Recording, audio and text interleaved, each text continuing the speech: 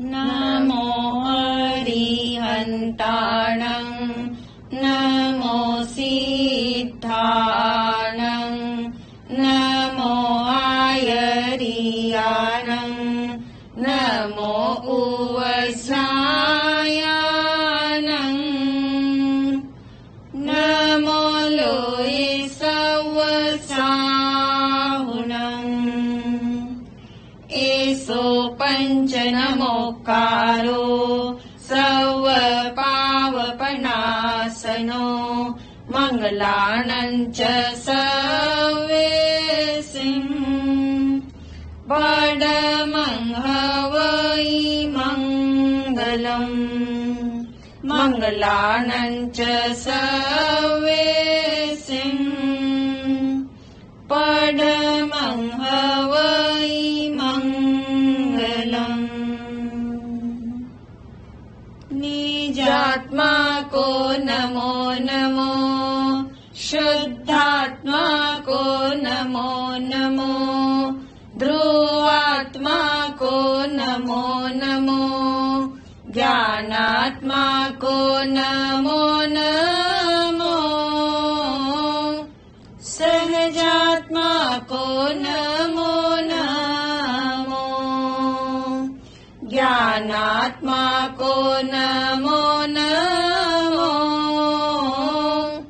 सहजात्मा को नमो नमो आत्मा ही देव है आत्मा ही गुरु है आत्मा ही परम धर्म है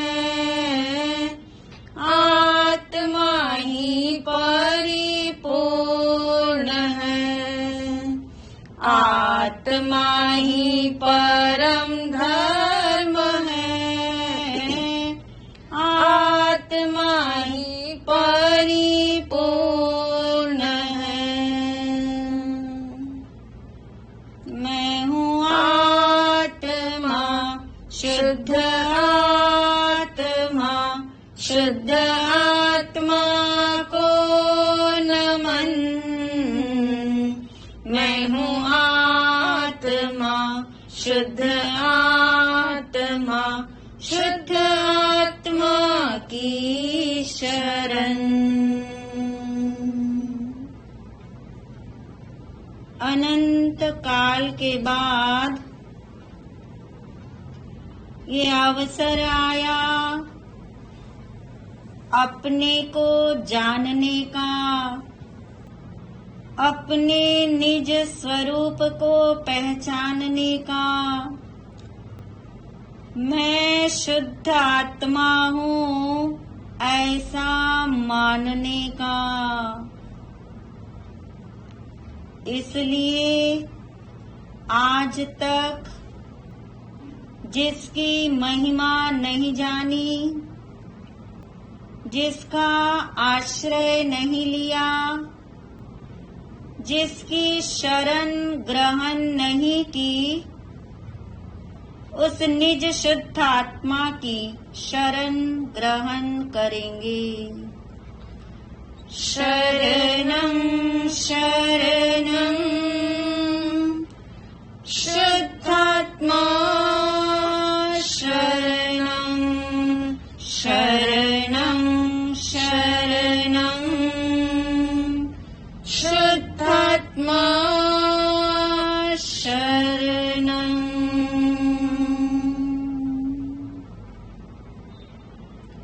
सभी शुद्ध आत्माओं को अनंत वंदन नमन।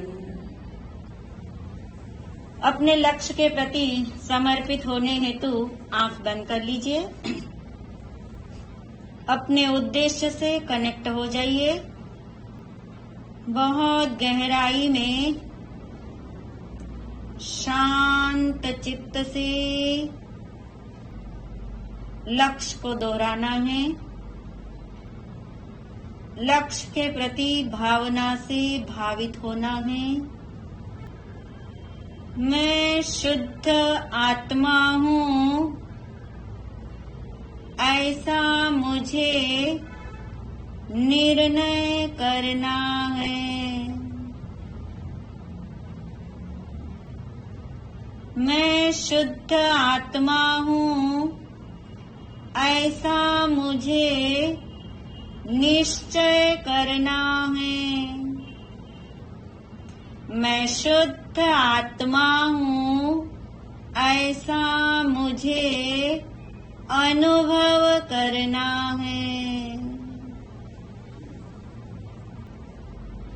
इस लक्ष्य के प्रति समर्पित रहते हुए प्रसन्नता के साथ आंखें खोल सकते हैं।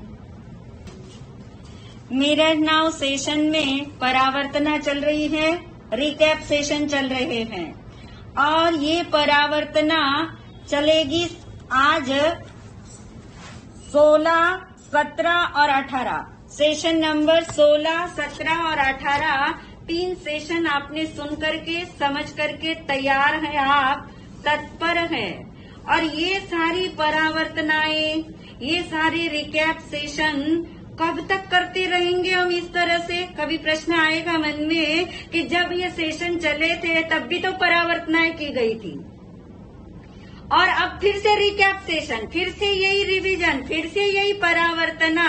तो याद रखिए, जब तक स्वरूप का बल नहीं आ जाता, जब तक स्वरूप का निर्णय नहीं हो जाता और जब तक निज शुद्ध आत्मा का ये स्वरूप इतना बड़ा हो जाए परावर्तना के माध्यम से, निज शुद्ध आत्मा का स्वरूप इतना बड़ा हो जाए, इतना बड़ा हो जाए, इतना बड़ा हो जाए कि इसके सामने सारी चीजें छोटी महसूस हो, सारी रुचियां आपकी बाहर की गल जाए, सारा उपयोग जो बाहर में अटका हुआ है वो अंदर की ओर खींचने लग जाए। तब तक परावर्तना करते रहना है, तब तक ये सारे रिकैप सेशन चलते रहेंगे।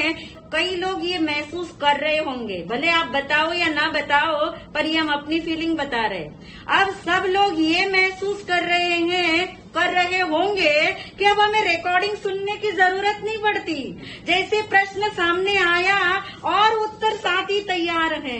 ऐसा हो रहा है ना सबको? जरूर हो रहा होगा, अवश्य हो रहा होगा। ऐसा हम महसूस कर रहे हैं, ऐसा हम महसूस कर रहे हैं, क्योंकि यही तो परावर्तना का लाभ है, यही तो बारंबार दोहराने का लाभ है। और आज तक जीव ने ये कमी रखी, क्यों कमी रखी? मन के मते चालिए, मन के मत से चले। मन को दोहराना पसंद नहीं है, मन को रिपीटेशन पसंद नहीं है, मन को परावर्तना पसंद नहीं है। अंदर मन कहता होगा बोरिंग, आगे चलो, कुछ नया। मन को नया नया नया चाहिए और अध्यात्म में नया कुछ नहीं होता, पुराने कोई गोटा जाता है। सबसे पुराना निज शुद्ध आत्मा है, उसको देखा ही नहीं अभी तक। और जब तक उस निज शुद्ध आत्मा को नहीं देखेंगे तब तक मन की मत मानना। मन तो कहेगा नया नया चलो, और अब मन की नहीं मानना है तो उसी बात का घोलन करना है, घोटन करना है। और आप सबके चेहरे देख करके हम ऐसा बातचीत करते हैं कि आपको इंतजार है कब महाराज जी प्रश्न पूछेंगे। सभी तैयार है, सभी तैयार हैं। मान लीजिए जैसे उस एग्जाम हाउस के बाहर बच्चे खड़े होते हैं ना, उनके तो चेहरे आपकी तरह नहीं होते जैसे आपके चेहरे हैं, वो तो टेंशन में होते। आप तो बिल्कुल रिलैक्स हो, आप बिल्कुल रिलैक्स हो, क्योंकि आपको सब कुछ आता है, आपको सब कुछ मालूम है। आप इतने प्रफुल्लित और आनंदित नजर आ रहे हैं। तो अब तैयार है परावर्तना के लिए सेशन 16, 17 और 18 की। और उसमें 3 टाइप से महाराज जी आपको परावर्तना कराएंगे। बहुत नए नए तरीके से परावर्तना करने से बात और इंटरेस्टिंग हो जाती है, और इंटरेस्टिंग बात अंदर इनर में उतर जाती है, अंदर के किसी कोष्ठक में बैठ जाती है। जैसे बीज बाहर से कहाँ चला जाता है, अंदर में। तो अब आप तैयार हैं, बिल्कुल तैयार हैं प्रश्न सुन के उत्तर देने के लिए। सबसे पहले हम प्रश्न की शैली समझेंगे, क्योंकि पहला जो स्टाइल आ रही है प्रश्नों की शैली, यानी जो शब्द, एक शब्द आपके सामने होगा और उस शब्द का पर्यायवाची शब्द, यानी समान अर्थ वाला शब्द वो आपने पहले बताना होगा, नंबर 1। नंबर 2, उसके बाद जो सामने शब्द आपको दिया गया है या जो आपने बोधात्मक या समानार्थक जो भी आपने शब्द दिया है उसको आपने एक बोध वाक्य बनाना है, बोधात्मक वाक्य बनाना है, इंस्टेंट। अब देखिए महाराज जी, आपकी शार्पनेस देख देख करके बहुत शार्पली प्रश्न पूछने वाले हैं, इसलिए आप सब तैयार हैं इसके लिए।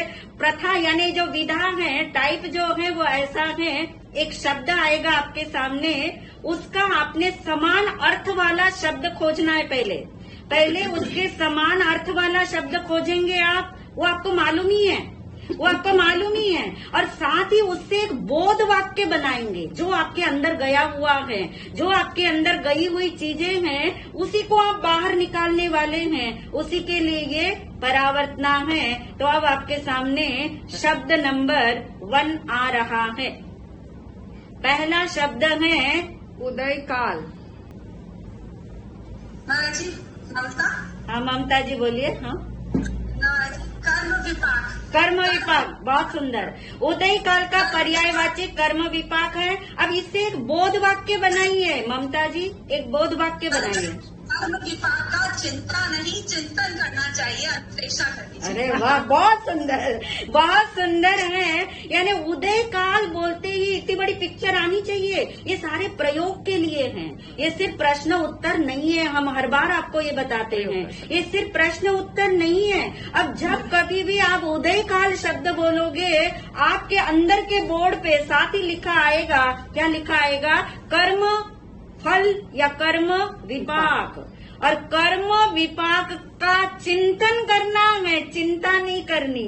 चिंतन करना है, चिंता नहीं करनी। और इन मिरर नाउ के सेशन में आपने ये भी समझा है कि कर्म विपाक के चिंतन से क्या होता है, कौन बताएगा? दूसरा बोध वाक्य कौन बनाएगा? कर्म विपाक के चिंतन से। ममता जी ने बता दिया चिंतन। हाँ जी नंदिता जी। हाँ जी नंदिता जी। हाँ असारता सत्ती है और उससे अंतर्मुक्ता और उसके बाद आत्मचिंतन। बहुत सुंदर, एक से बढ़ के एक तैयार है सीरीज में यहाँ पे। और इसलिए हमें ये पक्का मालूम है कि कर्म फल का चिंतन करेंगे। कर्म का चिंतन नहीं कह रहे, विपाक चिंतन था। तो कर्म फल का चिंतन करेंगे तो अंतर्मुक्ता सदती है, असारता भाषित होती है और अंतर्मुक्ता सदती है। और ये अंतर्मुक्ता साधने के लिए तो सारा प्रयास है। बहुत सुंदर। अब शब्द नंबर 2 आपके सामने आ रहा है, ज्ञानानुभूति शब्द है। महाराज जी पारुल बात कर रही हूँ। हाँ पारुल बोलो। हाँ मचेंग मंदामी महाराज जी, संसातामा। हाँ हाँ, पर्याय शब्द है आत्म अनुभूति। बहुत सुंदर। वाक्य बनाओ जी। पारुल। हाँ हाँ जी इसका बोध वाक्य बनाओ। जी जी। हाँ आत्मानुभूति चाहे एक जन्म में या कोई भी जन्म में आत्मानुभूति करनी ही है। ओहो बहुत सुंदर। बहुत सुंदर। यानी यही जो उसके मस्तिष्क में घूम रहा है, क्योंकि जो बोध वाक्य आपके अंदर गया वही तो बाहर निकालोगे। बहुत सुंदर है। ज्ञानानुभूति यानी आत्मानुभूति। अब आत्मा के अनुभव के लिए शरीर, इंद्रियां, मन, श्वास चक्र, गुरु, देव कहीं नहीं भागते आप। आपको पता आत्मानुभूति यानी ज्ञानानुभूति और ज्ञानानुभूति यानी आत्मानुभूति। इसका मतलब जब तक ज्ञान का अनुभव नहीं होता तब तक आत्मा का अनुभव नहीं होता। और पारुल ने तो अंदर में ठोस करके अंदर में रख लिया है बांध के कि आत्मानुभूति चाहे इस जन्म में चाहे अगले जन्म में जब भी हो आत्मा का अनुभव हो। बहुत सुंदर। अब आपके सामने तीसरा शब्द है जाननहार। जाननहार नीता आस्था बताओ। जाननहार मतलब सत्य स्वरूप। बहुत सुंदर। बहुत सुंदर वाक्य बनाओ। हाँ बहुत वाक्य है कि मेरा लक्ष्य जाननहार पर स्थिर रहना है। ठीक है। जाननहार पर बहुत सुंदर। जाननहार यानी सत्ता स्वरूप ज्ञान। जाननहार बोलती आपको जानना जानना नहीं याद आया, कितनी सुंदर बात है। सत्ता स्वरूप ज्ञान, और जो जाननहार है, जो सत्ता स्वरूप है, वो कौन है आस्था? वो कौन है? वही तो मैं हूँ, वही तो मैं हूँ। यानी मैं जाननहार हूँ, मैं सत्ता स्वरूप ज्ञान हूँ, मैं जानने जानने रूप टिककर रहने वाला हूँ। यानी ऐसा मैं जाननहार हूँ। आप देखिए, थोड़ी भी कोई व्याकुलता भीतर में जागे, कोई ऐसी संवेदना बाहर खींचने लगे, तब आप एक ही शब्द याद करो, जाननहार।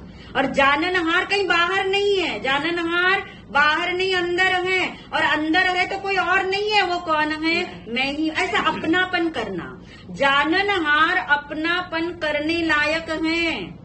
सारी दुनिया में लोग ढूंढते हैं किससे प्रेम करूं, किससे प्यार करूं ताकि मेरा टिका रहे, किससे शादी की जाए ताकि वो जिंदगी भर मुझे संभाले। यानी ऐसे ढूंढते हैं ना आश्रय, ऐसे ढूंढते इस छोटी सी जिंदगी में। परंतु जो जाननहार अपनापन करने योग्य हैं, जिससे एक बार प्रेम कर लो, जिसे एक बार जी भर के देख लो। आज तक जी भर के किसको देखा? शरीर को देखा, औरों को देखा, अपने अच्छे बुरे भावों को देखा, सारी दुनिया को देखने का प्रयास किया। इस शरीर को कितना देखते हैं?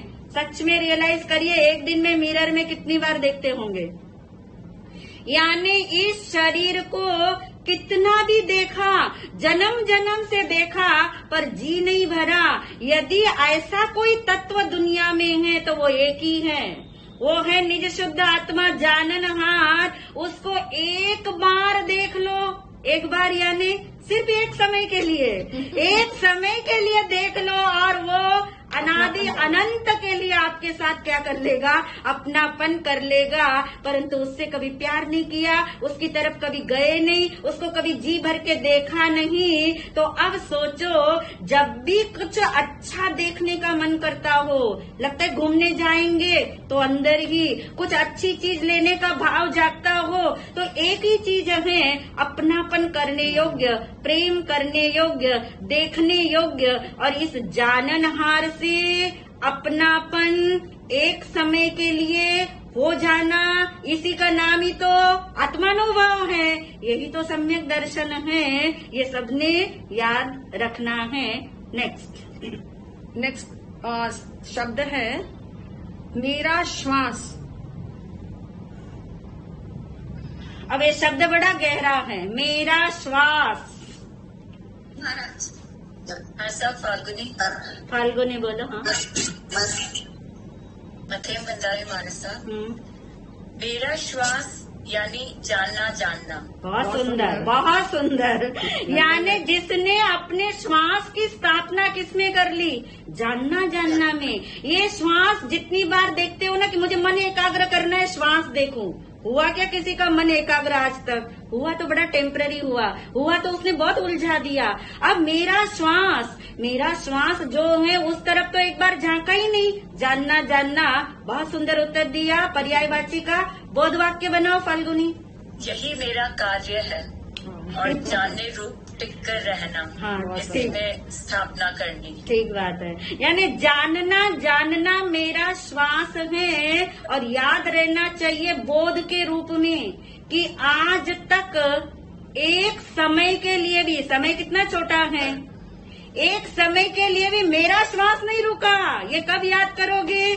जब सांस लेने में मुश्किल होएगी, जब अंतिम घड़ी आएगी ना सबके जीवन में, वो अंतिम घड़ी जब आएगी, जब सांस रूंधेगा, सांस जल्दी जल्दी आने लगेगा, या आप किसी को देखते हो अंतिम घड़ी में, तब आप अपने लिए याद करना, उसको बोध देने मत जाना, पहले अपने को बोध देना।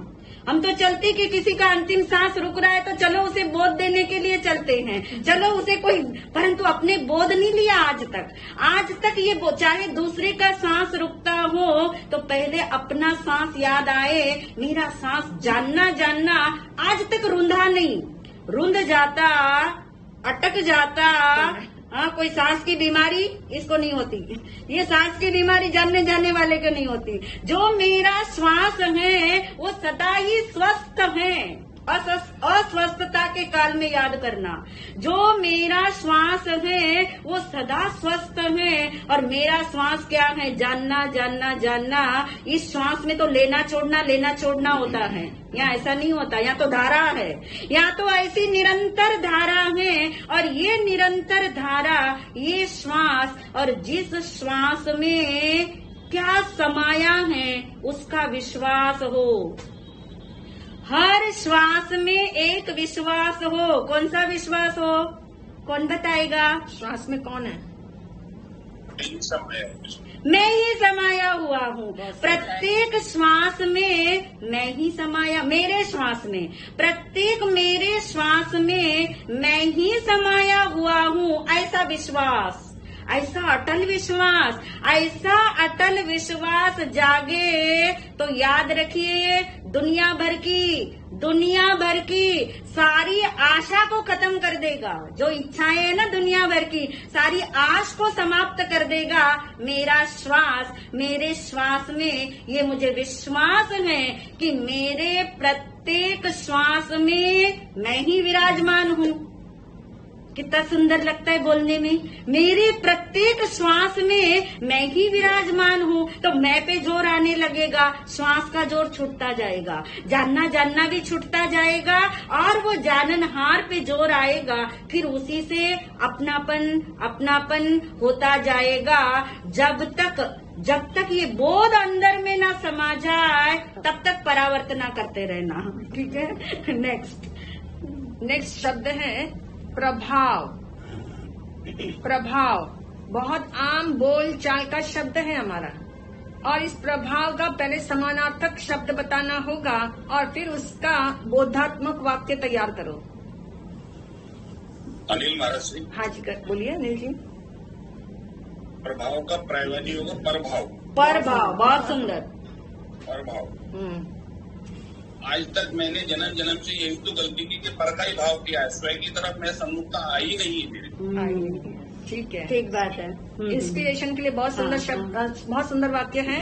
और कोई बोध वाक्य कोई बना सकता हो प्रभाव को लेकर के, प्रभाव को लेकर के? हाँ जी शिल्पी। मतलब मैं प्रभाव से न्यारा हूँ। बहुत सुंदर। यानी कुल मिला के बोध ये ग्रहण करना है कि जितना स्वरूप चिंतन गहरा होगा, मूल बात ये है जहाँ हमें आना है। स्वरूप चिंतन जितना गहरा होगा उतना प्रभाव खत्म होगा। प्रभाव यानी पर का भाव, पर का असर खत्म होगा। परंतु याद क्या रखना है, पर का असर पर को ढकेलने से खत्म नहीं होगा, पर को छोड़ने से खत्म नहीं होगा, पर से घृणा करने से खत्म नहीं होगा, पर के साथ युद्ध लड़ने से खत्म नहीं होगा। कितना इजी उपाय है, स्वरूप चिंतन करो। स्वरूप चिंतन करोगे, निज शुद्ध आत्मा को पहचानोगे, अपने आप प्रभाव का भी प्रभाव क्या हो जाएगा, खत्म हो जाएगा। प्रभाव यानी परभाव, प्रभाव यानी असर भी है ना, हम दूसरे का असर लेते हैं, वही परभाव है, वही दूसरे का असर है। अब मुझे दूसरे से प्रभावित नहीं होना, यानी मुझे अपना रिमोट कंट्रोल दूसरे के हाथ में नहीं देना। देते हो क्या आप? अपने घर का तो दे देते होंगे, घर के टीवी का तो दे देते होंगे, परंतु अपना रिमोट कंट्रोल और अपने लाइफ का रिमोट कंट्रोल भी नहीं देते हो ना आप। कैसे पहचान होएगी इसकी? किसी ने कहा आप तो बहुत अच्छे हैं, बहुत आपकी तारीफ करी और हम खुश हो गए, तो इसका मतलब हम प्रभाव में आ गए। जो उसने कहा वो ऐसा हमने माना, और वही व्यक्ति थोड़ी देर में बोलता अरे तुम्हारे जैसा मूर्ख मैंने कहीं नहीं देखा, और फिर भी प्रभाव में आएंगे, यानी फिर वो प्रभाव लेंगे। यानी हमारा रिमोट कंट्रोल, यानी हमें खुशी या हमें गम देने वाला हमने किसको मान रखा है? दूसरे को, जबकि ये कॉन्ट्रैक्ट उसका है ही नहीं। तो आज से उसका सुधार कर लेना कि मुझे प्रभाव से नहीं स्वभाव से जीना है। स्वभाव से जीने के लिए स्वरूप चिंतन करना है। ये स्वरूप चिंतन इतना अंदर में एक एक रोम में रम जाए, बुद्धि के एक एक कोष्ठक में जम जाए, और फिर ये आत्म प्रदेश अपने आप इस चीज से आपको वाकिफ करा देंगे कि वाकई में जो निज शुद्ध आत्मा है वही मैं हूँ, इसके अलावा मैं और कुछ हूँ ही नहीं। चलिए आगे। हाँ, नेक्स्ट है मेरा जीवन। मेरा जीवन। महाराज जी रचना। हाँ, रचना जी बोलिए। आयुष्य कर्म। अच्छा, सबकी गर्दन हिल रही है। रचना विपुल जी बोलिए।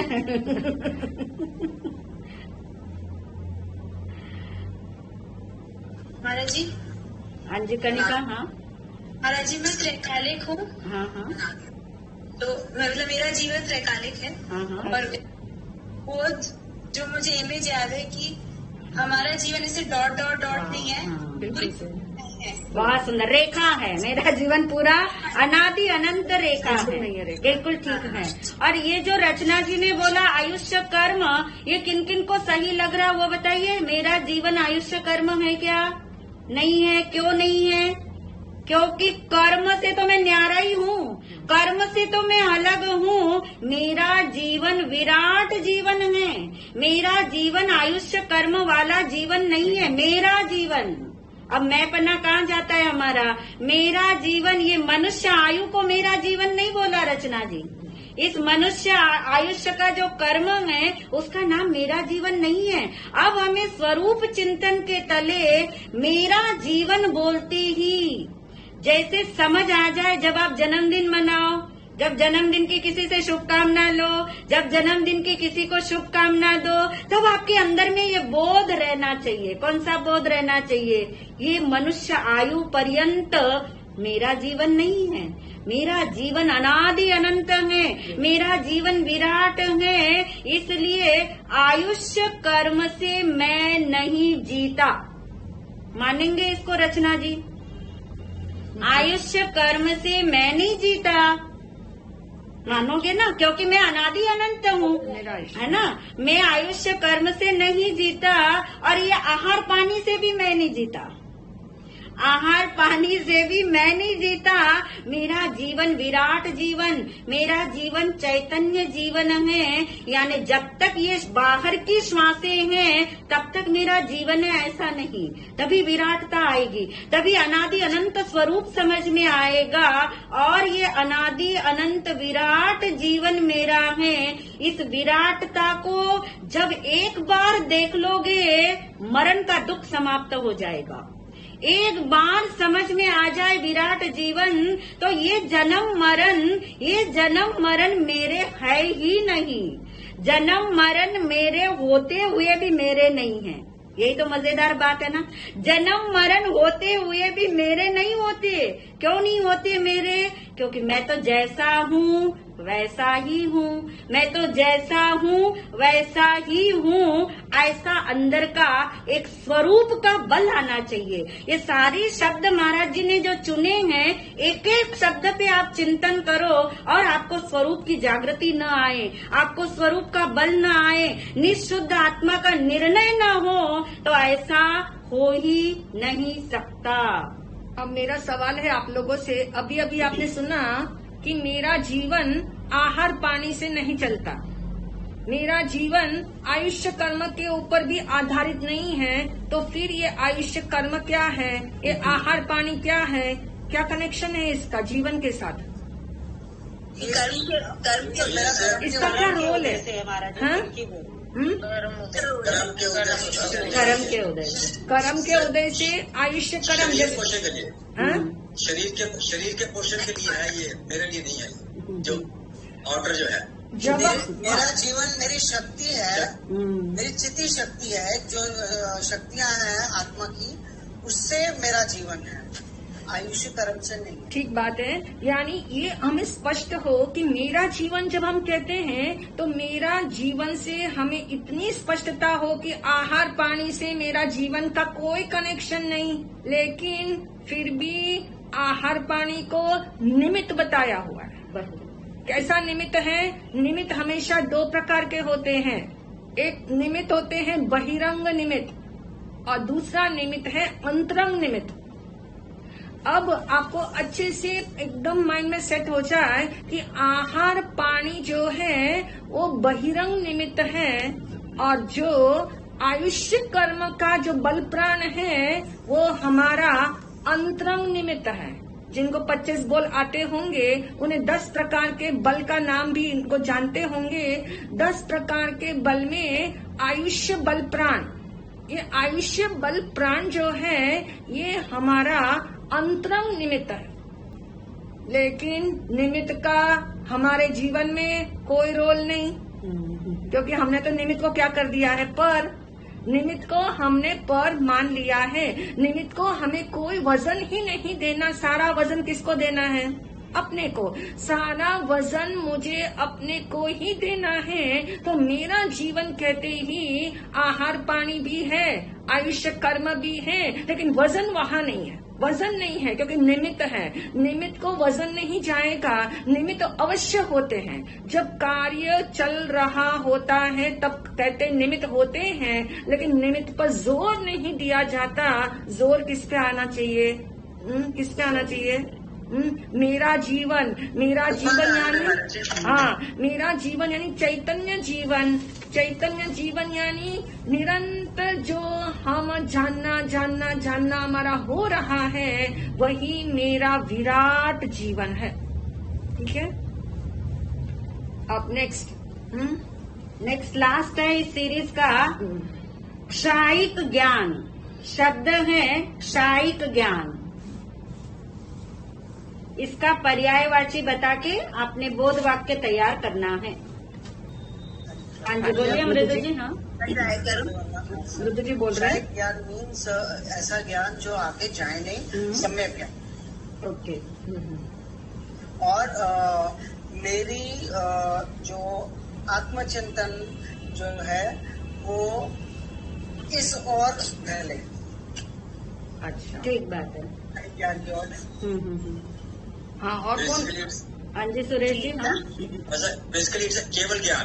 क्षायिक ज्ञान है केवल ज्ञान। केवल ज्ञान जिसके आगे कुछ तो ज्ञान के आगे और जिसका अंतिम लक्ष्य जीवन का वही है कि केवल ज्ञान प्राप्त कर। हाँ ठीक बात है। हाँ जी बोलिए सुभाष जी बोलिए। हाँ क्षायिक ज्ञान मतलब सम्यक दर्शन के बाद में दूसरे स्टेज है वो क्षायिक ज्ञान है। क्षायिक ज्ञान मीन्स 24 आवर्स जिसको ये भेद ज्ञान रहता है कि मैं देह से भिन्न आत्मा हूँ। अच्छा। हाँ जी शिल्पी बोलो। मतलब शाही ज्ञान इज इक्वल टू अवस्था और शाही ज्ञान या अवस्था मेरे आश्रय से है, मैं उसके आश्रय से नहीं हूँ। बात सुनो। हाँ जी आस्था को अलग बोलना था कुछ इससे? नहीं यही था, शाही ज्ञान की पर्याय है और मेरा स्वरूप मात्र ज्ञान है। ज्ञान। बहुत सुंदर। और किसी ने कुछ बोलना है इसके अंदर? महाराज जी। हाँ बोलिए प्रदीप जी। हाँ महाराज जी शाही ज्ञान वो होता है जो सम्यक ज्ञान दर्शन एक बार हो जाए वो जाए ना, जो हमेशा रहे वही शाही ज्ञान है। ठीक बात है। ठीक जाता नहीं है। अब देखिए बहुत सुंदर। मोक्षम होता है, एक शाही होता है। शाही कभी नहीं जाता नहीं है। बहुत सुंदर। यानी थोड़ा सा इसे हमें और समझने की जरूरत है, थोड़ा खोलने की जरूरत है ताकि आपको और अच्छे से समझ आ जाएगा। क्षायिक ज्ञान किसे कहते हैं? पहले तो क्षायिक शब्द आपको सबको पता है। क्षायिक यानी क्या है? जो कर्म के क्षय से मिलता है उसे क्षायिक कहते हैं। क्षय का मतलब है कि ऐसा क्षय हो गया कि दोबारा से बंधने वाला नहीं है कोई कर्म उसके बाद में, है ना। तो जिस कर्म का क्षय हुआ, जैसे मान लीजिए अनंतानुबंधी कषाय का क्षय हुआ तो क्षय हो गया तो क्षायिक सम्यक दर्शन प्रकट होगा। फिर क्षायिक क्या होगा? सम्यक ज्ञान होगा। फिर वो क्षायिक दर्शन, क्षायिक सम्यक दर्शन, क्षायिक सम्यक ज्ञान आगे केवल ज्ञान तक आपको मोक्ष तक ले जाएगा। यानी कर्म के क्षय से उत्पन्न होने वाली अवस्था, अवस्था पे जोर है। अवस्था को क्या बोला है? क्षायिक अवस्था। फिर क्षायिक ज्ञान भी होता है, क्षायिक दर्शन भी होता है, क्षायिक चारित्र भी होता है, तीनों होते हैं। क्षायिक ज्ञान भी है, दर्शन भी है और चारित्र है, और तीनों एक साथ ही होंगे, कोई अलग अलग समय में तो होते नहीं है। तो क्षायिक ज्ञान शब्द यहाँ था, तो क्षायिक ज्ञान में यदि हम सम्यक ज्ञान बोलते हैं तो क्या होता है? राइट होता है कि रॉन्ग होता है? क्षायिक ज्ञान इज इक्वल टू सम्यक ज्ञान, तो राइट है कि रॉन्ग है? राइट है, क्योंकि क्षायिक ज्ञान सम्यक ज्ञान भी होता है, परंतु सम्यक ज्ञान जो है वो क्षयोपशम वाले से भी होता है, उपशम वाले से भी होता है ना। सम्यक ज्ञान जैसे सम्यक दर्शन आपको आया तो ऐसा उपशम वाला सम्यक दर्शन आया, क्षयोपशम वाला सम्यक दर्शन आया, तब भी ज्ञान तो कैसा है? सम्यक है, परंतु आके जाने की संभावना है, क्योंकि क्षायिक नहीं है ना, वो क्षायिक नहीं है। तो जो ये केवल ज्ञान है वो सम्यक ज्ञान है कि नहीं? है ना। यानी सम्यक ज्ञान का मतलब है एक सम्यक ज्ञान जो उपशम से भी होता है, क्षयोपशम से भी होता है, और दूसरा सम्यक ज्ञान क्षायिक से भी होता है। तो जब क्षायिक ज्ञान बोला तो क्षायिक सम्यक ज्ञान का नाम होगा केवल ज्ञान। क्षायिक सम्यक ज्ञान का नाम क्या होगा? केवल ज्ञान। और केवल ज्ञान अवस्था है। यदि केवल ज्ञान अवस्था है तो क्या बोध ग्रहण करना है आस्था? महाराज जी, मेरा स्वरूप मात्र ज्ञान है, अवस्था तो आएगी और जाएगी। बहुत सुंदर। यानी केवल ज्ञान मेरा स्वरूप नहीं है, केवल ज्ञान मेरा स्वरूप नहीं है। इससे महिमा किसकी आएगी? केवल ज्ञान की आएगी? नहीं, केवल ज्ञान की महिमा नहीं आएगी, स्वरूप की आएगी। यदि हम कहते हैं मोक्ष मेरा स्वरूप नहीं है, कहीं मैंने रॉन्ग तो नहीं बोला? रॉन्ग बोला तो करेक्ट करिए मुझे। मोक्ष मेरा स्वरूप नहीं है, राइट लग रहा है ना ये? अब ये लग ही नहीं रहा, पक्का स्टैंप लगाओ इसके ऊपर। मोक्ष मेरा स्वरूप नहीं है, मैं स्वयं मोक्ष स्वरूप हूँ, मैं स्वयं मोक्ष स्वरूप हूँ, इसलिए मुझे मोक्ष में नहीं जाना है। आप कहोगे ये कैसी बात है, बचपन से तो सीखते आ रहे मुझे मोक्ष में जाना है, मुझे मोक्ष में जाना है। बचपन में यही समझ आता है, और जब समझ में समझ आता है तब ये समझ आता है कि मुझे मोक्ष में नहीं जाना है। वो तो अवस्था की रुचि है, और अवस्था की रुचि से तो पर्याय दृष्टि होती है, और पर्याय दृष्टि से मिथ्या दृष्टि है। तो ऐसा काम तो अब हम नहीं करेंगे।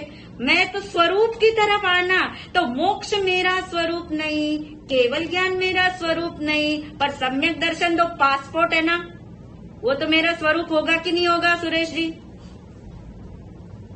वो भी मेरा स्वरूप नहीं है। नहीं महाराज, वो भी मेरा स्वरूप नहीं। अब हाँ, अब बल आना चाहिए, अब हमारे बोलने में बल आना चाहिए। बल यानी ताकत आनी चाहिए। ये ताकत किस चीज की है? शब्दों की ताकत नहीं है ये कोई जोर से बोलने की ताकत नहीं है। ये ताकत कौन सी? निर्णय की ताकत है। ये निर्णय का बल आना चाहिए, निर्णय के पीछे समझ का बल आना चाहिए कि ये क्षायिक ज्ञान भी मेरा स्वरूप नहीं है, क्योंकि वो उत्पन्न होता है।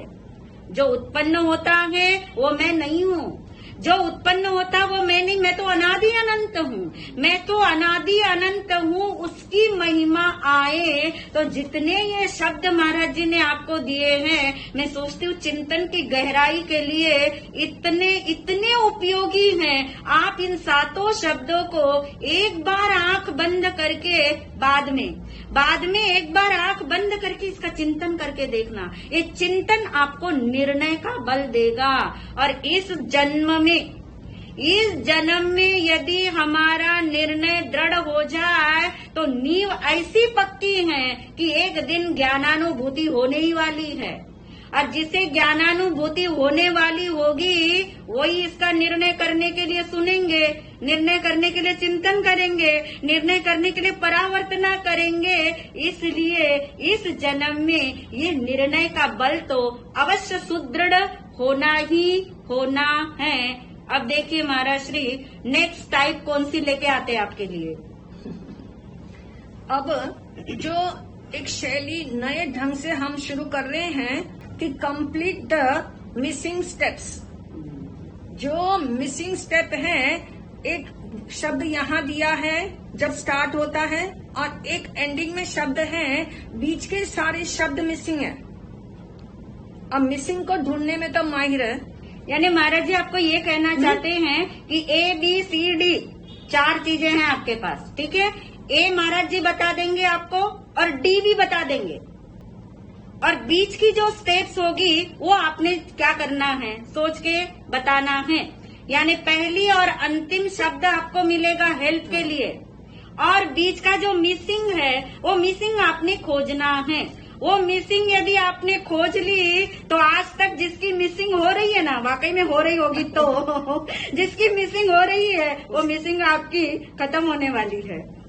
हाँ जी, चलिए पहला प्रश्न का पहला शब्द है सुनना और अंतिम शब्द है आचरण। सुनने से आचरण तक की भूमिका तक पहुंचने के लिए 3 ब्लैंक्स है आपके सामने। सुनने से यात्रा प्रारंभ हुई, आचरण की भूमिका तक पहुंचेंगे, लेकिन बीच में 3 स्टेप्स हमारे कौन से हैं? कोई बात नहीं, 3 नहीं आते हो तो आप 1-2 भी बता सकते, पर क्रम से बताना। A वाला पहले बताना, B वाला बाद में बताना, C वाला बाद में बताना। आप कहो कि नहीं मेरे को C वाला याद आ रहा है, ऐसा नहीं। ABC आप अच्छे से बता सकते हैं। महाराज जी मैं बताऊं? हाँ जी, सीमा जी बताइए। महाराज जी सुनना, जानना नहीं, ये स्टेप्स नहीं है, ये स्टेप्स नहीं है। और कोई बताएं? हाँ जी, और कौन है? महाराज जी बी पे कोई प्रश्न हो तो सुरेश जी ने बता ही दिया था, फिर परावर्तना और फिर अनुप्रेक्षा या नहीं, ये स्टेप्स नहीं है, ये स्टेप्स नहीं। हाँ जी फाल्गुनी बोलो। हाँ जी, दीपिका जी बोलना है आपको?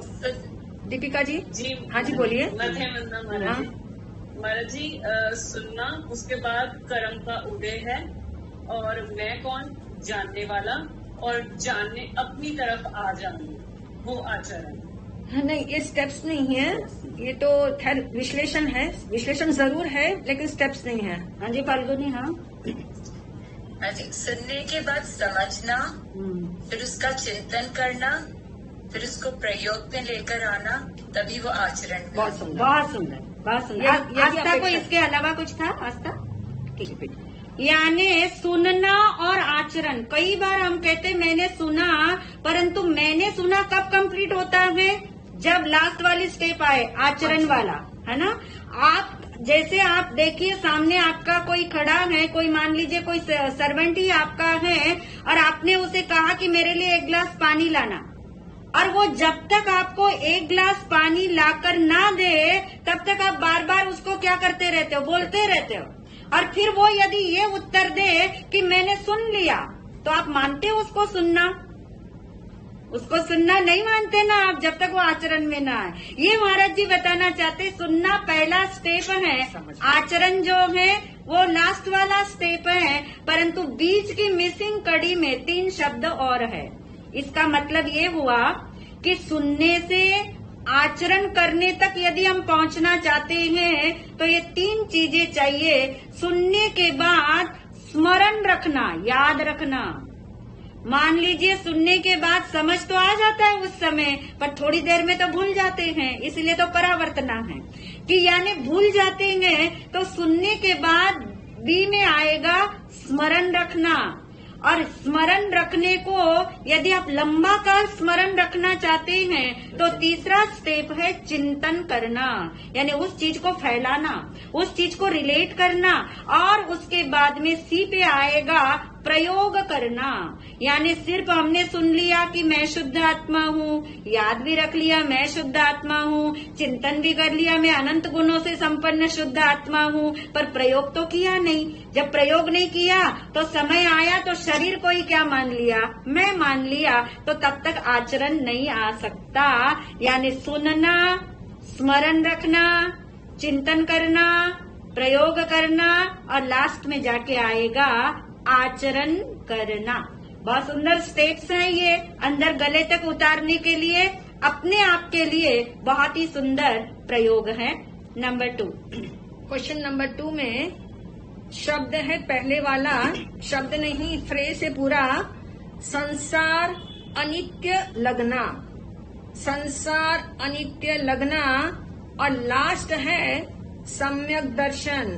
3 स्टेप्स मिसिंग है इसमें।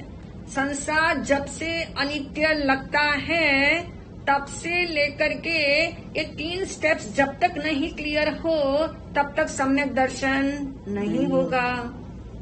हाँ केसरीमल जी बोलिए। अनित्यता की असारता का भाषित है ना। हाँ हाँ होगा। हाँ, और इसमें आत्मचिंतन होना, आत्मचिंतन होना। बहुत सुंदर प्रयास किया आपने, यानी आपने इसको बारंबार सुना और समझा है, ये इसका प्रमाण है। प्रयोग भी किए हैं, बहुत सुंदरता से आपने बताया है। यानी संसार अनित्य लगना ये सम्यक दर्शन का पहला स्टेप है। आज तक कितनी बार बोला होगा मुझे सम्यक दर्शन चाहिए, मुझे सम्यक दर्शन चाहिए, परंतु इससे तो मिलता नहीं, चाहिए से तो उसकी स्टेप्स क्या हैं? स्टेप नंबर 1 है संसार अनित्य लगना, कि ये संसार में कुछ भी नित्य नहीं है। बहुत सारे जन्म हमारे ऐसे बीते, याद रखना, बहुत सारे जन्म ऐसे बीते, अनित्य तो माना परंतु दूसरे स्टेप पे नहीं आए, असार भाषित नहीं हुआ। अनित्य तो लगा, अनित्य का मतलब टेम्पररी है। ये तो एक नास्तिक भी आपको अच्छे से समझा देगा 2 घंटा लगा के। ये जीवन टेम्पररी है, सांस टेम्पररी है, रिश्ते नाते टेम्पररी हैं, जो आप मकान खरीद रहे हैं वो टेम्पररी है, तो सभी जानते हैं, कोई बहुत बड़ी बात नहीं है। पर शुरुआत यहाँ से होती है, अनित्यता से शुरुआत होती है, परंतु हमारी शुरुआत आगे के स्टेप पे नहीं जाती, आसार नहीं लगता। वो अनित्य है तो क्या हुआ, है तो मेरा बेटा मेरे साथ हमेशा नहीं रहेगा, अनित्य है, पर है तो किसका, मेरा। तो ये जो मेरापन है वो असारता भाषित नहीं होने देता। तो अनित्य भी लगे और असार भी लगे। नंबर 2 पे असार लगना।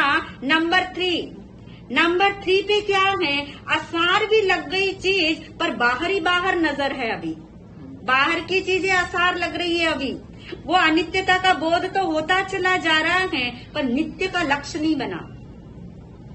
अनित्य बाहर है, असार बाहर लग रहा है, परंतु नित्य का लक्ष्य नहीं बनता। यानी निज स्वरूप की स्पष्टता नहीं आ पाती कि निज स्वरूप क्या है, निज स्वरूप क्या चीज है, मैं निज शुद्ध आत्मा क्या चीज हूँ, इस तरफ अभी दृष्टि नहीं मुड़ी। देखिए अनंत जन्म लगते हैं अनित्यता तक आने में, फिर अनंत जन्म लग जाते हैं कहाँ तक पहुँचने में, असारता, और असारता भी भाषित हो जाती है, पर स्वरूप का चिंतन नहीं आता। स्वरूप का चिंतन नहीं आता तो स्वरूप का बल नहीं आता, और स्वरूप का बल नहीं आता, इसलिए आगे का स्टेप है स्वरूप का आश्रय नहीं लिया जाता। शरण भी ली आज तक तो किसकी ली, चत्तारी शरणम की ली, अप्पानम शरणम नहीं लिया। चत्तारी शरणम यानी 4 शरण ली। अरिहंत परमात्मा की शरण ली, जब ऑपरेशन हो रहा था, दुख दर्द हो रहा था, जो भी कोई पीड़ा हो रही थी, नमो अरिहंताणम नमो सिद्धाणम तो बोला, परंतु निज स्वरूप का तो आश्रय नहीं लिया। मैं कौन हूँ ये तो हमने भुला दिया। इसलिए आगे का स्टेप है निज स्वरूप का क्या लेना है, आश्रय लेना। और निज स्वरूप का जिसने भी आश्रय लिया उनको निश्चित रूप से सम्यक दर्शन हुआ। तो अनित्यता से कहाँ तक पहुँचे, सम्यक दर्शन तक। स्टेप्स आपके ख्याल में आ गई। संसार अनित्य लगना, संसार असार भाषित होना, निज स्वरूप स्पष्ट हो जाना, निज शुद्ध आत्मा का आश्रय यानी अपनापन हो जाए तो उसी का नाम सम्यक दर्शन है। बहुत सुंदर। अब इसी में इस शैली का आखिरी प्रश्न है। अब हर कोई इसमें ट्राई कर सकता है, बहुत आसान है, एकदम आसान है। डेली रेलेवेंट हमारे जीवन में होने वाले छोटी छोटी घटनाओं का है। नंबर 1, गुस्सा आया और 3 स्टेप्स आपके सामने हैं, ABC, और लास्ट स्टेप में है गुस्सा मेरा स्वरूप नहीं। जब हमारे मिरर नाउ के सेशन चलते थे तब महाराज जी ने आपको ये सब बहुत प्रयोग कराए हुए हैं और बहुत बार आपने ये सेशन सुन ही लिए होंगे और प्रयोग भी किए होंगे। तो अवश्य साहस करे बताने का, गुस्सा आया से लेकर गुस्सा मेरा स्वरूप नहीं, इन बिटवीन 3 स्टेप्स कौन से मिसिंग है? महाराज जी रचना। हाँ जी रचना, हाँ बोलो। गुस्सा आया, ये मैं जो आया है ये कर्म उदय से आया है। बहुत सुंदर। स्टेप 1 बहुत सुंदर। पहली स्टेप बहुत सुंदर बताई आपने, कर्म का उदय है। जैसे गुस्सा आया तो गुस्सा जिसके कारण से आया उस तरफ नहीं दौड़ना है, पहला स्टेप आपको रोक देता है। कर्म का उदय, गुस्सा आया मेरे अंदर नहीं आया है, रोक देता है आपको वहीं पे, यानी कर्म का उदय। नंबर 1 कर्म का उदय। नंबर 2 और कौन बताएगा? नंबर 2 पे किसी ने बताना, अन्य को चांस देते। मैं निधि। हाँ जी निधि जी बताइए। हाँ ये मैंने जाना। बहुत सुंदर। इतना क्रम से उत्तर दिया है आपने, तारीफ काबिल है, अनुमोदना है आपकी। गुस्सा आया नंबर 1 पे कर्म का उदय, नंबर 2 पे कि ये कर्म का उदय जानने में आया। गुस्सा मुझ में नहीं आया, गुस्सा कहाँ आया? जानने में आया। बहुत सुंदर। और तीसरा स्टेप बहुत सुंदर स्टेप है, कौन बताने वाला है? कोई बताए? हाँ जी पिंकी जी बताइए। ये मैं नहीं हूँ। ये मैं नहीं हूँ। बहुत सुंदर। यानी इसका मुझ में प्रवेश नहीं हुआ। ये मैं नहीं हूँ का मतलब गुस्सा आया फिर भी उसका मुझ में प्रवेश नहीं हुआ। कितनी बड़ी राहत है। यानी गुस्सा आया कर्म के उदय से आया, नंबर 1। नंबर 2 पे आपने जान लिया कि ये मेरे जानने में आया है। यानी गुस्सा करते करते भी ये ख्याल में आ जाए कि ये मेरे जानने में आया है। और तीसरा गहरा स्टेप है कि इस गुस्से का मुझ में प्रवेश नहीं है, क्योंकि गुस्सा मेरा स्वरूप नहीं है। जो मेरा स्वरूप है उतना ही मैं हूँ। कितनी सुंदर परिभाषा है अपनी। जितना ये स्वरूप है उतना ही मैं हूँ। और कितना है मेरा स्वरूप? कितने शब्द लगते बोलने में? स्वरूप। रिद्धिमा बताओ। ज्ञान। बस स्वरूप बोलती ज्ञान याद आ जाए और उसके अंदर फिर बहुत सारा वजन है आपका। ज्ञान के अंदर आपकी 6 चीजें तो भरी हुई है ना।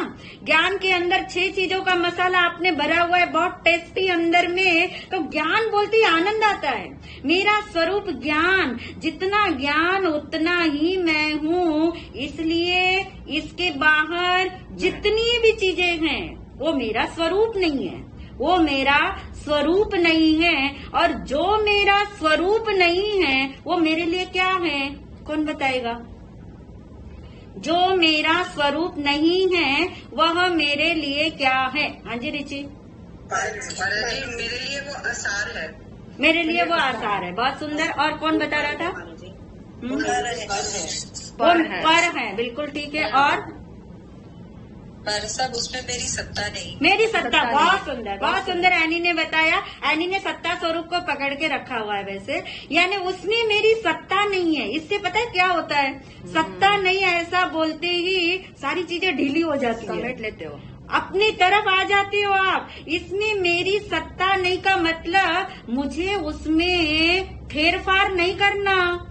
फेरफार नहीं करना मतलब इंटरफेयर नहीं करना, इंटरफेयर भी नहीं करना, उसके अंदर इन्वॉल्व भी नहीं होना, उसमें इंडल्ज भी नहीं करना, यानी उसमें इंटरेस्ट भी नहीं लेना। तो कहाँ आना? इनर में आना, अपनी तरफ आना। अपनी तरफ आना जब ये मेरा स्वरूप ही नहीं है।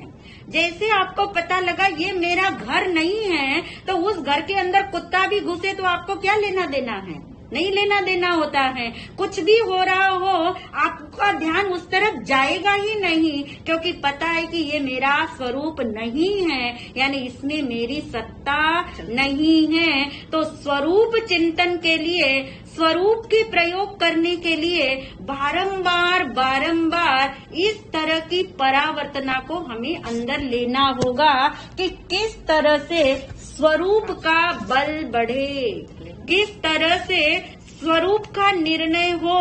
और इसके लिए महाराज श्री जी प्रयोगात्मक भी आपको लेना चाहते हैं, प्रयोगात्मक भी इसके अंदर बताना चाहते हैं। बहुत से प्रयोग पहले भी कराए हुए हैं, बहुत से प्रयोग आपने किए भी हैं, क्योंकि प्रयोग आचरण से पहले की स्टेप है। आचरण का मतलब है कि वो चीज मिल जाना, वो स्वरूप हासिल हो जाना। तो प्रयोग बहुत जरूरी है। आपको पता है सम्यक दर्शन के लिए जो 5 लब्धियां होती हैं, जिन्होंने टेक्निकल भाषाएं पढ़ी होगी, उसमें प्रयोग लब्धि भी होती है, प्रायोगिक लब्धि जिसे बोला जाता है। तो वो प्रायोगिक लब्धि क्या है? ये प्रयोग ही तो है। परंतु याद रखिए, प्रयोग के लिए किसका बल चाहिए? सिर्फ कानों का बल नहीं चाहिए, शब्दों का बल नहीं चाहिए। 2 बार सेशन सुन लिया तो प्रयोग हो जाएंगे, ऐसा नहीं है। किसका बल चाहिए प्रयोग के लिए? चिंतन का। बहुत सुंदर। प्रयोग के लिए चिंतन का बल चाहिए। और चिंतन कब होगा आपके जीवन में? जब आप सुनोगे ही नहीं, समझोगे ही नहीं, तो चिंतन कैसे करेंगे? तो सुनना, स्मरण रखना, समझना और उसके बाद चिंतन करना। और चिंतन ही नहीं करते रहना, चिंतन नहीं, जैसे चिंता ही करने की आदत होती ना, ऐसे चिंतन ही करने की आदत ना पड़ जाए। वो किसका रस है? किसका रस है शिल्पी? है कानों का रस है। नहीं, ये तो बुद्धि का रस आने लग जाता है। ये मन का रस है, क्योंकि मन को इंटरेस्ट आता है किसके अंदर? मन को इंटरेस्ट आता है चिंतन में। चिंता में भी आता है, चिंतन में भी आता है। डायरेक्शन का ही अंतर है ना चिंता और चिंतन में। तो चिंता में भी मन का रस है, चिंतन में भी मन का रस है। इसलिए मन का ये रस तोड़ने के लिए पहले तो कानों का रस तोड़ना बहुत जरूरी है, क्योंकि बातें इतनी अच्छी लग जाती हैं, तो वो अच्छी बातों को हम सोचते बस मुझे समझ आ गया, यहीं पे भूल करते हैं हम। समझ नहीं आया है अभी तो सुना है, समझ नहीं आया है। सुनने का रस आया, सुनने का भी अपना एक आनंद है, रस मैंने आनंद है। सुनने का भी आनंद है, पर सुनते ही नहीं रहना है। समझ का भी एक आनंद है, फिर सिर्फ समझते समझते ही नहीं रहना है। तो चिंतन का भी एक रस है, चिंतन का भी एक आनंद है, और वो आनंद भी टेम्पररी है। उससे आगे गहराई में जाने के लिए प्रयोग होते हैं। तो प्रयोग करने के लिए क्या करते हैं हम? जो रोजमर्रा जीवन में घटनाएं घट रही हैं, घटानी नहीं है घटना कि जब बीमारी आएगी तब प्रयोग करूंगी, ऐसा नहीं। जो जीवन में जो भी कुछ हो रहा है, कहाँ कहाँ हो रहा है? मन के धरातल पे, वचन के धरातल पे, क्रिया के धरातल पे, यानी शरीर के धरातल पे जो भी घटना घट रही है, यानी कर्म का उदय तो निरंतर है। जब कर्म का उदय निरंतर है, तो निरंतर कुछ न कुछ चल ही रहा है, और जो चल रहा है निरंतर, उसको प्रयोग का विषय बनाना, यानी अपने उपयोग को उस क्रिया में न लगाकर, प्रयोग का मतलब क्या है? उपयोग को साधना। उपयोग को साधने के लिए प्रयोग है, योग को साधने के लिए प्रयोग नहीं है। चाहे प्रयोग में शब्द योग है, परंतु प्रयोग जो है किसको साधने के लिए है? उपयोग को। कि ये उपयोग, ये कार्य करते हुए उपयोग मेरी तरफ कैसे आए, मेरे में कैसे रमन करे, कैसे ये अंतर्मुख बने, उसके लिए प्रयोग है। और प्रयोग किसके आधार पे होते जाएंगे? चिंतन के आधार पे। क्योंकि इतना आपने चिंतन करके रखा होगा, जैसे मान लीजिए, उदाहरण लीजिए, किसी एक व्यक्ति के बारे में आपने इतना सोच के रखा है, इतना सोच के रखा है, इतना सोच के रखा है कि कोई थर्ड पर्सन आपके सामने आता है ना, तो आप क्या करते हो? उस थर्ड पर्सन को नहीं देखते, उसका नाम नहीं बोलते आप। जिसका नाम आपने चिंतन करके रखा होगा, आप उसका नाम से पुकारते हो उसे, और फिर वो बोलता है कि नहीं नहीं मैं तो ये नहीं, मैं तो ये हूँ, तब आपको झटका लगता है। ऐसी अवस्था प्रयोग में आनी चाहिए। ऐसी अवस्था, ऐसा बल प्रयोग में आना चाहिए कि आत्मा के स्वरूप के बारे में, स्वरूप का चिंतन, मिरर नाव से आपको स्वरूप बहुत स्पष्ट है।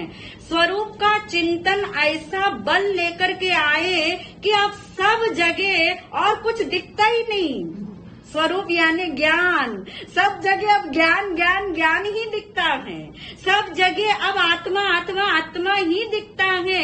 ऐसे प्रयोग सधे कि वो जो सामने वाली चीज है वो दिखनी बंद हो गई आपको, और जो आपके अंदर में है वही आपको बाहर में दिखना शुरू हो गया। जिसका आपने चिंतन करके रखा है वो चिंतन का बल इतना आने लगा कि अब वो प्रयोग होने लग गए। प्रयोग क्या हुए? होने लग गए। अब आपको रिमाइंडर देने नहीं पड़ते, रिमाइंडर आपको आने लग गए। यानी प्रयोग की धारा जब सहज होती है, चिंतन जब बल पकड़ता है, तो ये चिंतन ही प्रयोग के माध्यम से अनुभव बनता है। वो अनुभव सहज है, वो अनुभव सहज है। मात्र प्रक्रिया या प्रयास कहाँ पर है? इसी प्रयोगों में है। और वो प्रयोग हमारी सही दिशा के हो, सही बल पे हो, सही आधार पे हो, सही निर्णय का बल लिए हुए हो, चिंतन का बल लिए हुए हो, तो कुछ प्रयोग आप करके रखेंगे। कुछ प्रयोग आप करके रखने का मतलब कोई ऐसा भार नहीं है। ये चिंतन का बल होगा तो प्रयोग होते चले जाएंगे। और उसलिए महाराज श्री का मन है कि नेक्स्ट जो मिरर नाउ सेशन होगा वो पूरा प्रयोग के आधार पे होगा। महाराज जी आपको इस तरह आप चिंतन का बल लेके रखना, निर्णय का बल लेके रखना। आपको ऐसे ऐसे वाक्य देके महाराज श्री जी प्रयोग कराएंगे जिससे आपको प्रयोग कैसे करने उसकी भी समझ आ जाएगी, और कहाँ आपकी मिसिंग कड़ी रह रही है वो भी आप पकड़ पाओगे, है ना। कोई एक एग्जाम्पल आप लेकर के उसका ट्राई कर लेना, बाद में महाराज श्री जी आपको विथ एग्जाम्पल से भी समझा देंगे, पर उसकी पूर्व तैयारी आप करके रखना। स्वरूप का बल, स्वरूप का चिंतन, स्वरूप का निर्णय, जो हमने पहले ही स्टार्टिंग में बोला कि स्वरूप का बल यानी स्वरूप का ज्ञान इतना बड़ा कर देना चिंतन में इतना बड़ा कर देना कि और कोई चिंतन आपके ऊपर हावी ना हो सके, और कोई शब्द का प्रभाव आपके ऊपर ना आ सके, और कोई भाव आपके लिए कोई प्रभाव न छोड़े। ऐसा स्वरूप चिंतन करके रखेंगे तो नेक्स्ट सेशन में इसी 16, 17, 18 3 सेशन के अंदर जो चीजें और महाराज श्री जी आपको पूछना चाहते हैं वो प्रयोग के आधार पे पूछेंगे। तो पूर्व तैयारी आप सब लोग करके रखें, क्योंकि ये करने से गहराई आएगी, अभ्यास होगा, और आपके स्मरण शक्ति ऐसी चिंतन में बदलेगी जो चिंतन एक दिन अनुभव में कन्वर्ट हो जाएगा। इन्हीं भावों के साथ समापन की ओर। मंगलम मंगलम शुद्धात्मा मंगलम मंगलम मंगलम